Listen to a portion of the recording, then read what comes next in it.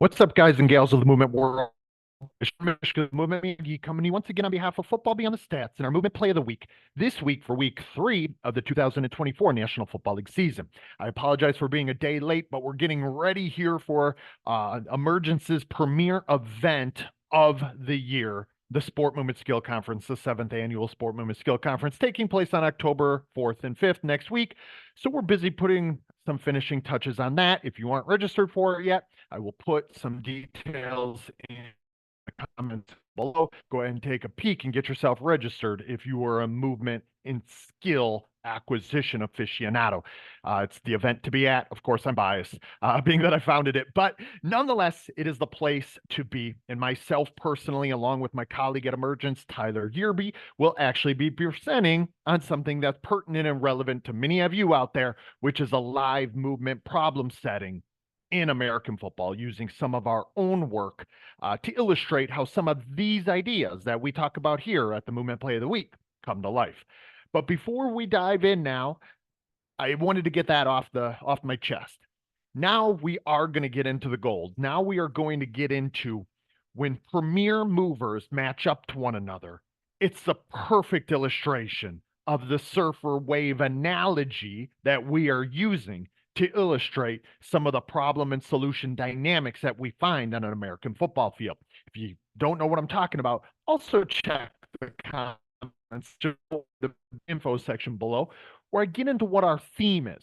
But today's plays, and yes, there will be plays because we're talking about one premier mover versus another, one movement titan versus another, against one another, even though it is still 11v11. So it's often very difficult to kind of like pin down on 1v1 interactions when there are obviously numerous systems at play. It's a complex system with coalescing, interacting component parts. 11v11, and then you got people telling tactics and plays and strategies from the sideline. You got all these constraints at play. However, today, when we're talking about two of the very best, and when I say best, I mean most skillful movers, the most dexterous movers in the league. In fact, last year, Lamar Jackson, who was our 2019 mover of the year, was awfully close to getting his second mover of the year, ultimately losing it to Christian McCaffrey, running back of the San Francisco 49ers.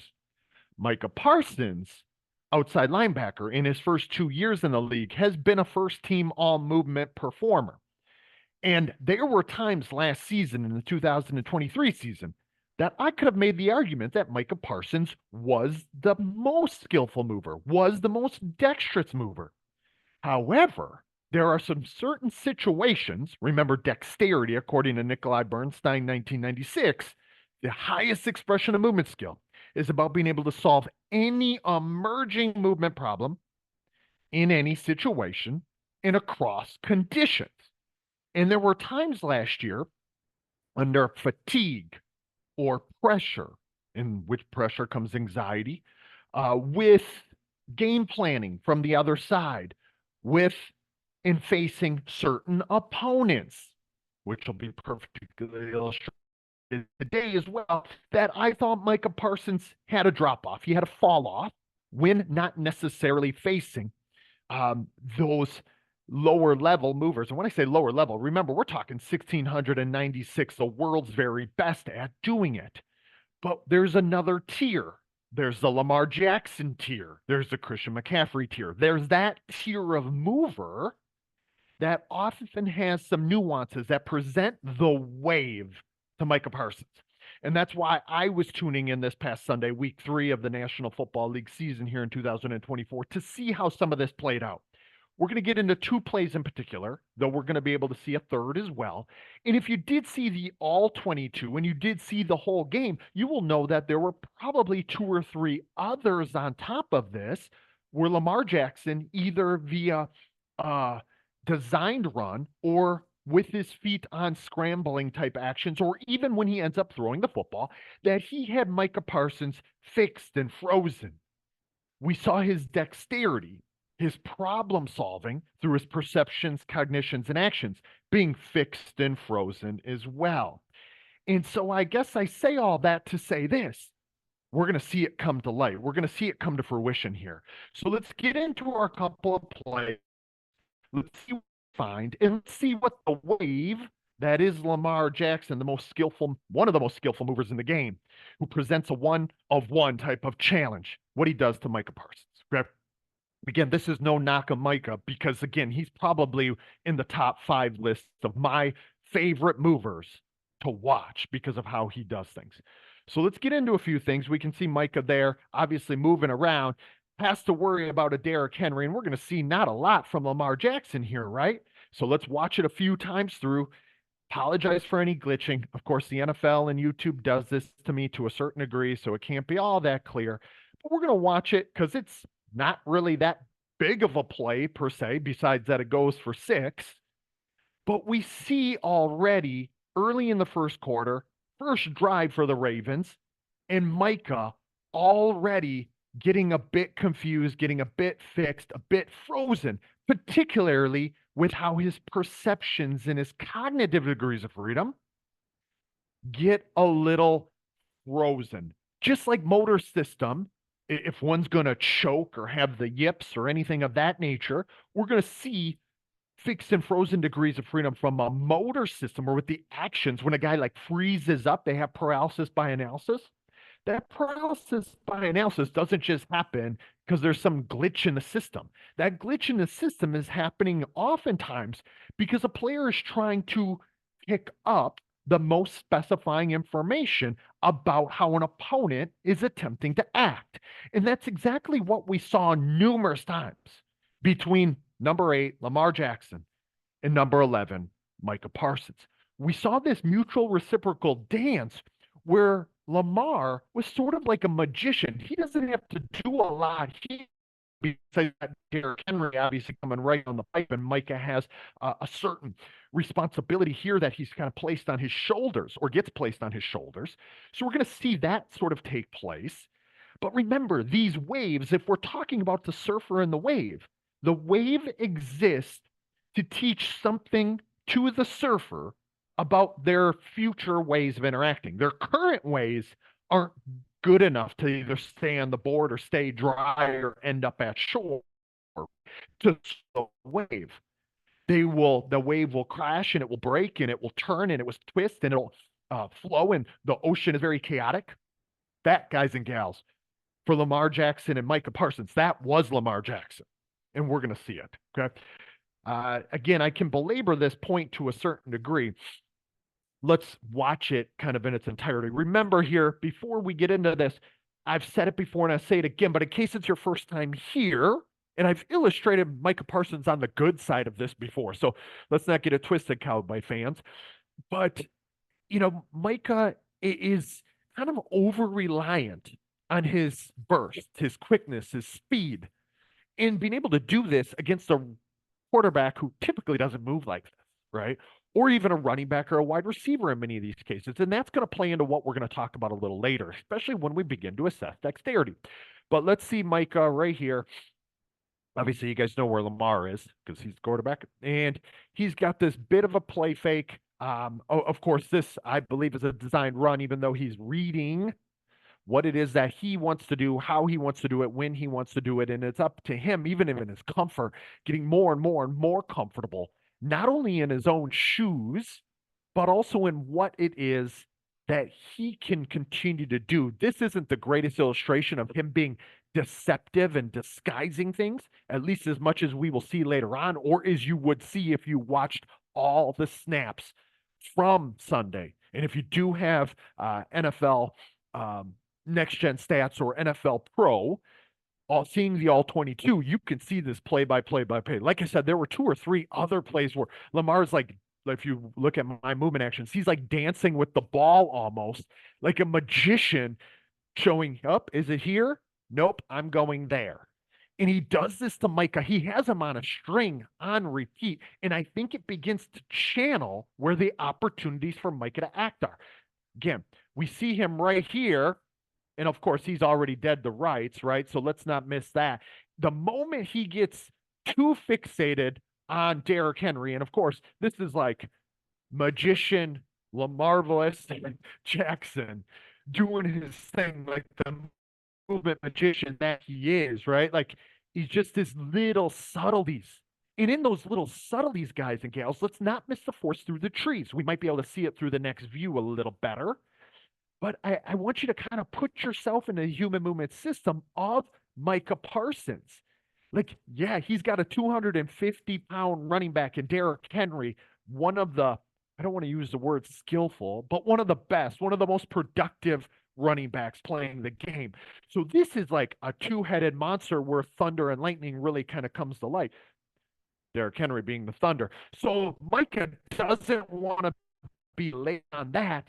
You can tell him not really trusting because Lamar is his dude here, right? Like he kind of let the cat out of the bag before the game and how much truth there is to that.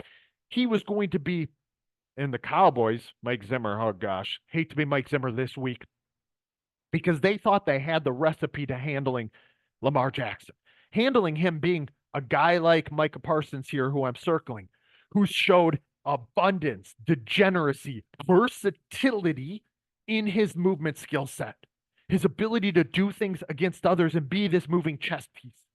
Well, the ultimate moving chess piece is who he's facing, right? And that is Lamar Jackson.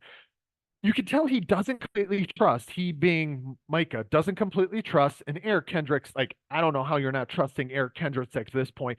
And then this cat, I can't even recall his name off the top of my head.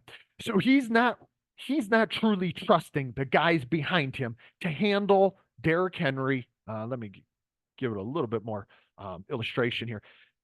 You can see all eyes kind of go on to what's unfolding here in this interaction. Again, Lamar playing magician at this time, but Micah not completely trusting what's behind him and what they can do. That's shared affordances, right?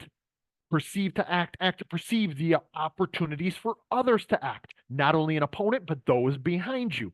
Micah's not doing that. So he hangs out a little too long in this fake. And Lamar has the ball. Okay. It's these types of things. Now, the ball is the program, as I've said before. Steal that from PJ Fleck, but I use it in a little different way. Meaning the ball will be specifying.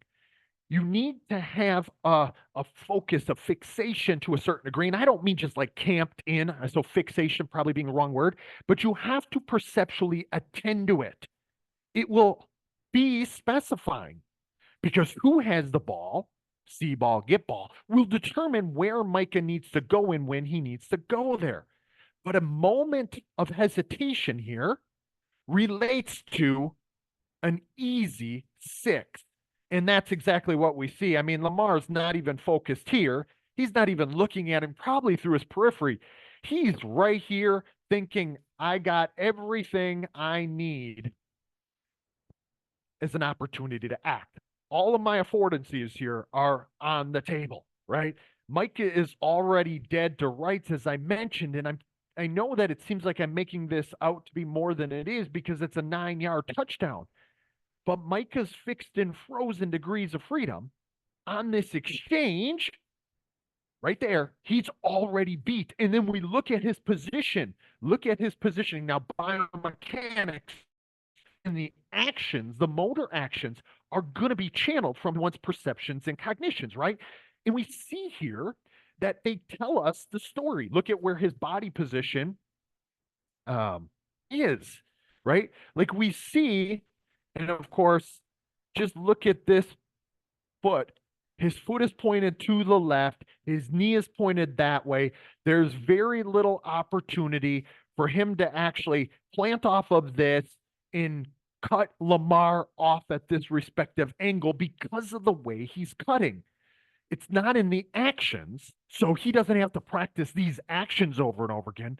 He has to practice the actions connected and channeled in a highly coupled way to his perceptual pickup, his information pickup of these types of interactions and the cognitive processes that play into that. His intentions, his aims to act in a given way, his decisions that he makes and how he makes that decision. You can't afford, even if you're this explosive and this quick, this, I guess, physically gifted, you can't afford to have that little hitch in your giddy up. Like that action isn't going to be functional because there's no way for him to catch back up to this problem. And you can see right off the bat, he in his body language is sort of showing how, okay, 8, you got one on me. It's early in the game.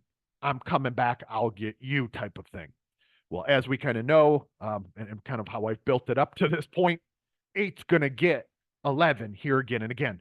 Now, remember, as a skill analyst, movement skill analyst, and as we dive into the nuances, we want to see it from multiple views. This view will begin to tell us more. Now, we can't ever truly put ourselves in the perceptions, the cognitions, and the actions, the movement problem solving story of Micah Parsons without eye tracking and knowing exactly when he's picking things up and where his eyes are at and what he might be attending to, or his intentions, what's leading to the decisions. All right. So we kind of see this here, and you see it from his perspective and point of view. You can already see his feet settled. And now as we see it from this angle, we know that he has a couple of things that are working against him, right? This is just kind of a mess of 3 players.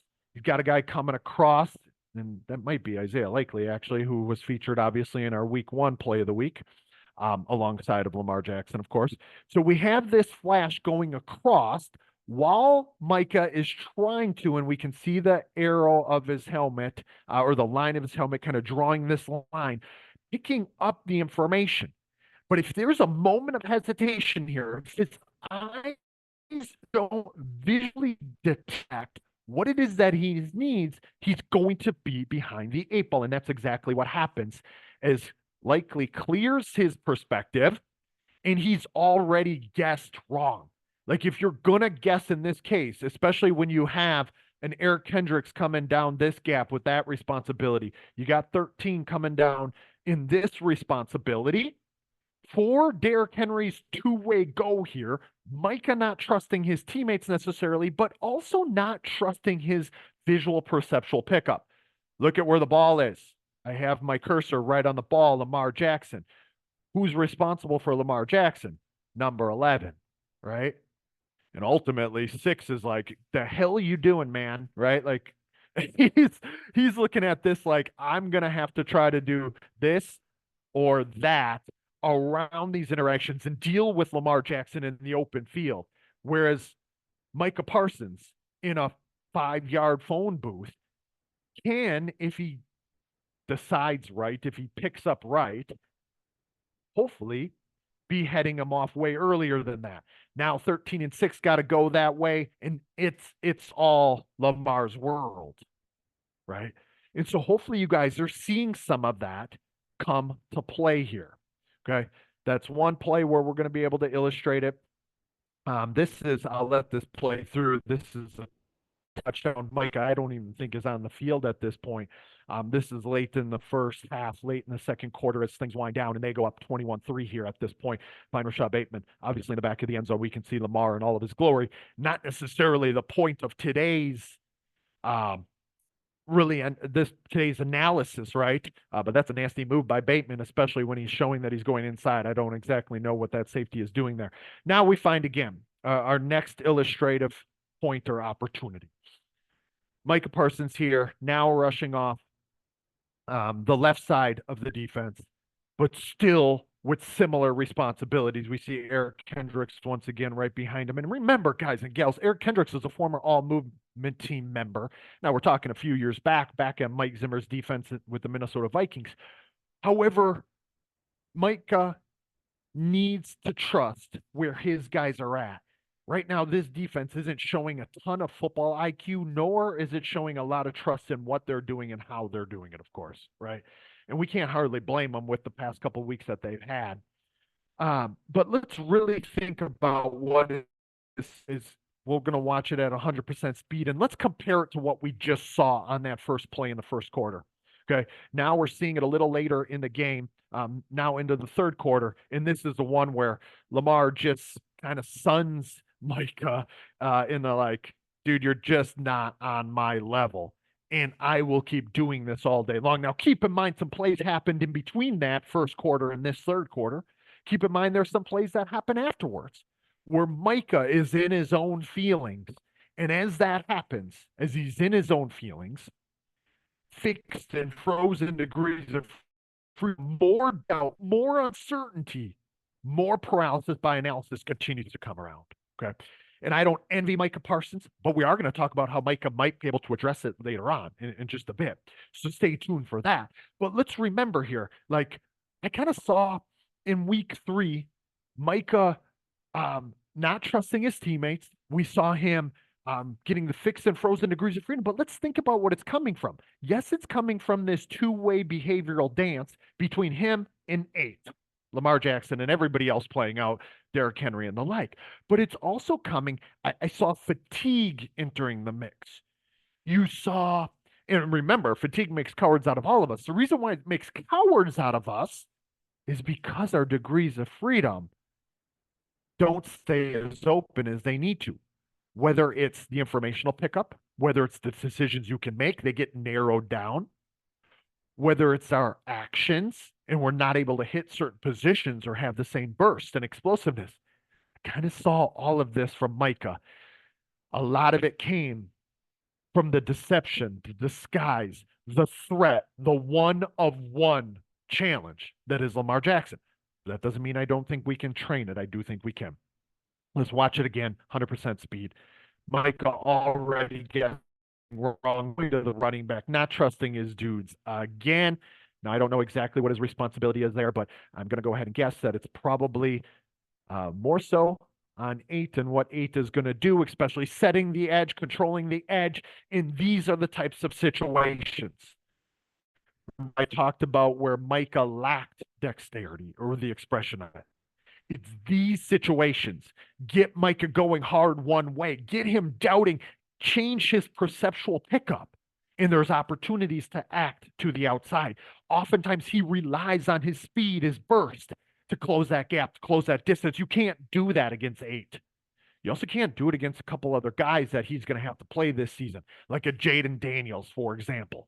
Even like a Josh Allen. I don't know if the Cowboys play the Bills, but like these types of players, you don't have that available to you because you can't close that gap. You can't close that edge. You can't get that corner like Micah can. So if you go one way, you guess wrong, and you start heading that direction. I mean, think about this, guys and gals. Like, look at where his 2 backers are. He's got another guy here, all with eyes in the backfield for what might unfold on 1st and 20, mind you, after a penalty. Micah's already committed to going where? We see where he's going, right? You can tell by his path, his kinematics. Like, how can he possibly go here or even put his foot in the ground and turn back, flip his hips, and change direction? He can't. So as I said earlier, well, he can, but it's going to take a lot of time, and you don't have that kind of time against 8. You're missing beats. You can't miss a beat against Lamar, right? And Lamar is finding that out the hard way. The wave is showing him where the gaps are. Now, he can hit positions. He can hit postures that other people can't. Look at this low coiled action, but this still isn't going to be enough for him to be able to make that decision, adapt accordingly. Yes, he stops on a dime. But this posture, this kinematics, he might be able to do this against a slower moving quarterback who's still looking to throw right here. But this is now designed run. Lamar Jackson, ball in his hands. Look at all the green grass.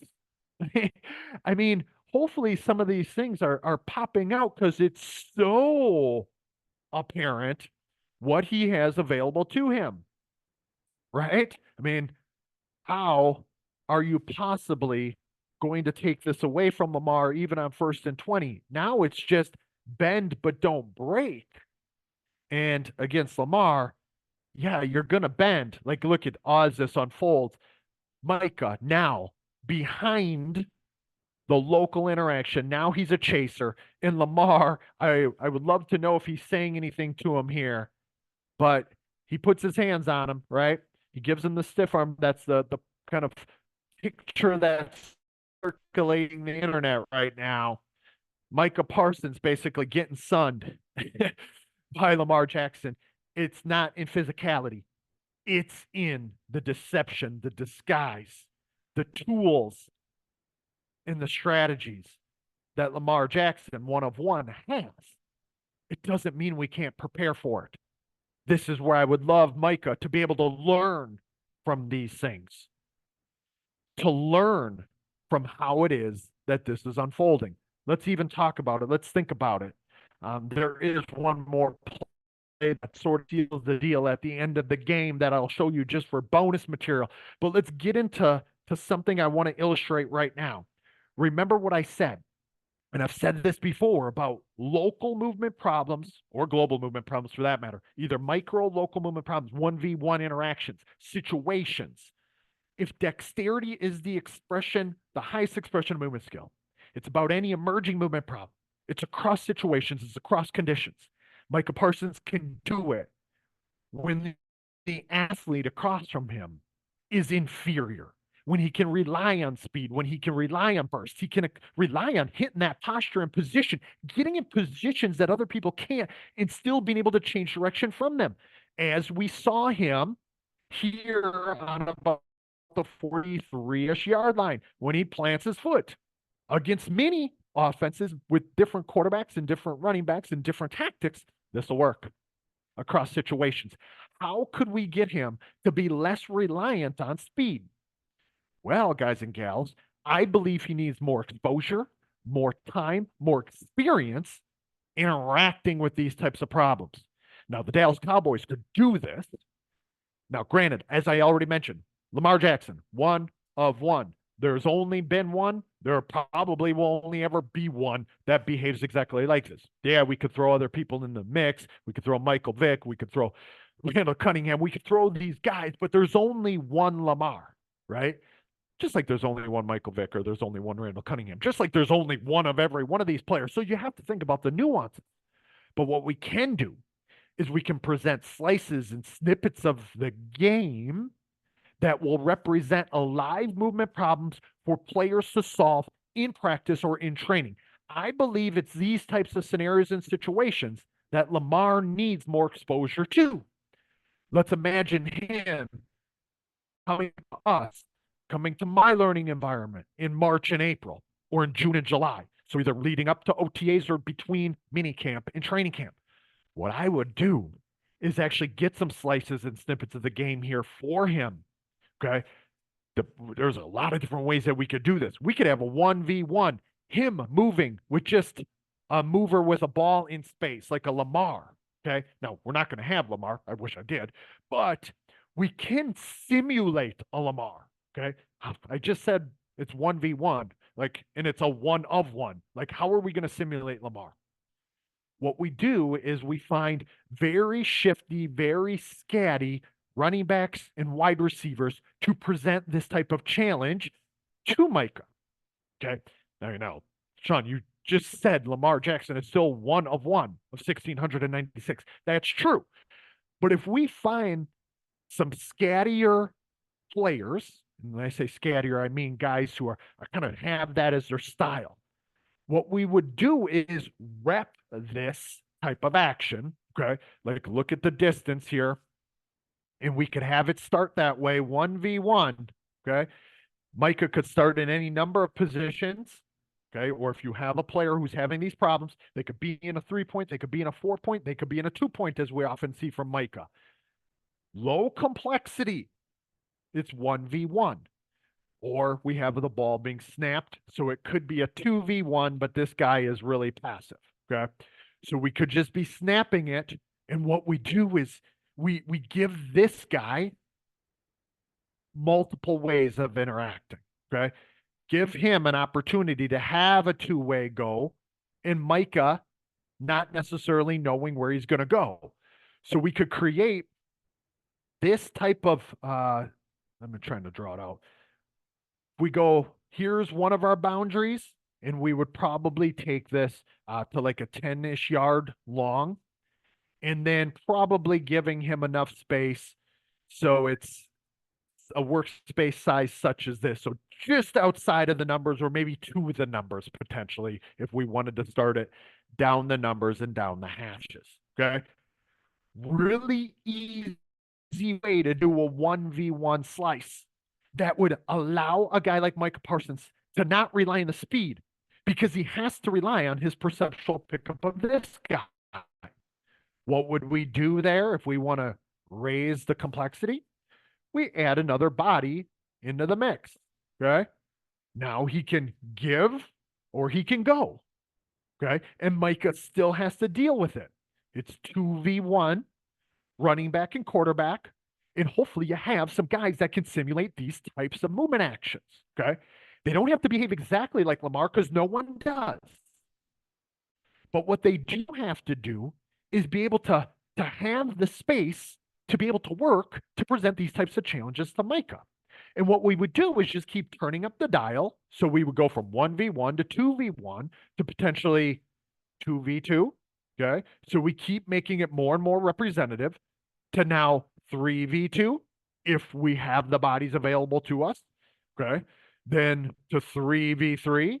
You can kind of see where I'm going with this. And we can do this across situations, and we can change the workspace size as well. Okay. We could widen the workspace. We could change the down and distance. We could change Micah in the way that he's positioning himself. And ultimately, what we'd love to be able to do is change the opponents. So Micah has to get very sensitive to the specifying information for his opportunities to act. Specifying information being interpersonal distance and how it's changing. Okay. This interpersonal distance that we see right here between Micah and the ball carrier, the ultimate ball carrier. Speeds, angles. We see this one now that I just keep drawing over things. The angle of the bearing angle, my angle versus another person's. The relative velocity, matching my speed versus that. And then we also, guys and gals, with that, is we put him in a place where he gets very comfortable being uncomfortable, because the wave is going to take us there. Comfortable being uncomfortable, looking to and through. Okay. You can see right now he's looking to. He is looking to Lamar Jackson, but it's too late. And he also might be feeling some ghosts, knowing that Isaiah Likely now again is coming across face to him to be able to head him off, or even, be active in blocking. It doesn't exactly play out that way because of how far out Micah got himself out of this play, right? Likely runs right past him, and Micah dead to rights. Okay. And then obviously the way it plays out is the way that I would love to see it play out in our learning environment. This player, because there will be times that Micah decides right, perceives right, and gets maybe in this type of position. Okay, where my mouse or cursor is. Let's say if I were to do maybe Micah's more here, and then we can even think about how this would be trained for, say, Lamar Jackson. Two-way go, obviously looking to cut back if he gets pursuit angles happening in certain ways. Okay. So you can have this play out. Mutual reciprocal dance, behavior affords behaviors across situations, across conditions, a place to exist. But what Micah Parsons has to learn here is what the wave showed him about himself, what the wave taught him about himself. And the only way to do it, this is sort of a, I know he's 3 years in the league, but this is sort of a welcome to the NFL moment for Micah Parsons, who's used to being the guy. Look at the look on his face. Look at the expression as we see it play out. Look at Lamar looking over his shoulder, talking that talk. Micah Parsons. I don't envy him and his role and his position here, but my goodness, like we see it. Look at Micah's face, and here we see it up close. Lamar looking at him, last minute, last moment. He could do any number of things. He could stop and set his feet. And now we see the game sealing play. Lamar Jackson keeps it. There should be nobody else who has the ball in that situation. Obviously, game on the line. Coming under 2 minutes. Cowboys have no timeouts. 2nd and 9. Now we see Micah right here. He gets obviously into the wash. He's fatigued at this point. He gets pushed around. He gets bullied a bit. Lamar goes and bullies people with his abundance of his movement skill set. And remember that abundance, just like we typically would find from a Micah Parsons, his abundance precedes his adaptability. It is the calling card, it's the springboard for him to be attuned and sensitive to other opportunities to act. Lamar Jackson, not the fanciest of stat lines, but you see the magician. Like, let's watch it one more time from this angle. You see the magician that is Lamar Jackson. One of, if not right now, the most skillful mover here in this year's early National Football League season. Doing his thing, even though the Ravens have only won one game. They obviously are going to be there when push comes to shove. Hopefully all of that makes some sense for you. I know that we got a little long-winded on some things. However, when two premier movers, two movement titans, two movement giants, two skillful movers face each other, even if it's 11v11, we can see these slices and snippets of the game that often end up determining winners and losers and what one player can find out about themselves because they're presented with that other one-off mover. But I think there's hope for Micah here if he learns what it is that the wave taught. Hopefully you guys enjoyed it. I geeked out obviously on that. Go watch the rest of the film if you have available, if you have it available to you, because you'll see a bunch of other cool nuances in these 1v1 interactions. Remember, behavior affords behavior. We perceive to act, we act to perceive. I'm Sean Mishka, the Moon Miyagi. This is week 3 of the 2024 National Football League season. If you like this one, hit the like button, give me a thumbs up, subscribe, comment, share it, etc. I appreciate y'all. I'll talk to you guys in week 4.